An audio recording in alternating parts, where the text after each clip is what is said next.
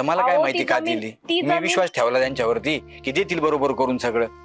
जी जमीन जास्त दिली त्यांना ती जमीन खराब होती आणि तुम्हाला थोडी दिली पण चांगली जमीन दिली. तुला माहितीये का एकत्र असताना सगळा पैसा एकत्र आलेला तुझ्या लग्नाला 10 लाख रुपये उडवले नंतर आम्हाला वेगळं काढलं तर आम्ही पत्र्याच्या घरात तुम्ही बंगल्यात गेले तुला काही वाटत 10 लाख रुपये उपकार वाटतं केले ना. का? उपकार केले का म्हणजे अण्णा, लहानपणापासून आम्ही हे करतोय इथं शेतात राबतोय सगळं बाहेर गेला होता माहितीये तुला काही आले आता आम्हाला सांगायला करायला लागली तू अण्णा थांबा ना. भावात भांडण लावायला लावली.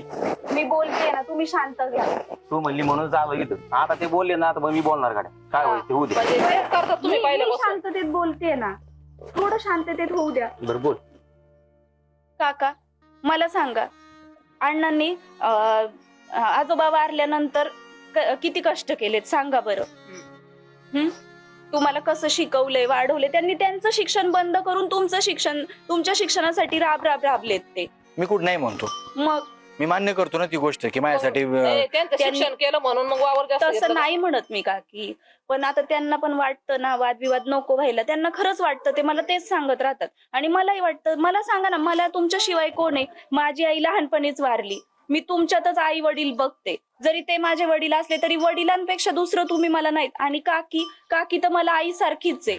जपलं ना तुला पोरी तुला सारखं काय जपलो आम्ही काही आम्ही. म्हणतो का? सांग बरं. तुझ्याबद्दल आमचं काही म्हणणंच नाही ना आता तू एवढी ना हे करतेस तू इथं आली तरी काय म्हणतो का आम्हाला एवढं वाईटच वाटतं ना. सांग बरं एवढं लग्न करून दिलं.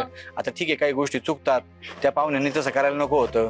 तुला आधी जर राहायची वेळ आली काय चांगलं वाटतं का? सांग बरं आपल्याला. आम्हाला काय आनंद वाटतो का उलट आमचा जीव किती तळतो बाबा कशाला हे असं नकोय लोक नावं ठेवते. आणि मग म्हणूनच मग मला पण बरं नाही ना वाटत की आम्ही इथे राहतोय तुम्ही इथे राहताय. मला एवढंच वाटतं की आपलं घर आहे ना हे एकत्र राहावं आणि चांगलं राहावं. तुम्ही आहे ना एकमेकांबरोबर वाद नाही केला पाहिजे. बरं मला काय एवढंच वाटतं. काय करावं वाटतं तुला? सांग बरं मग.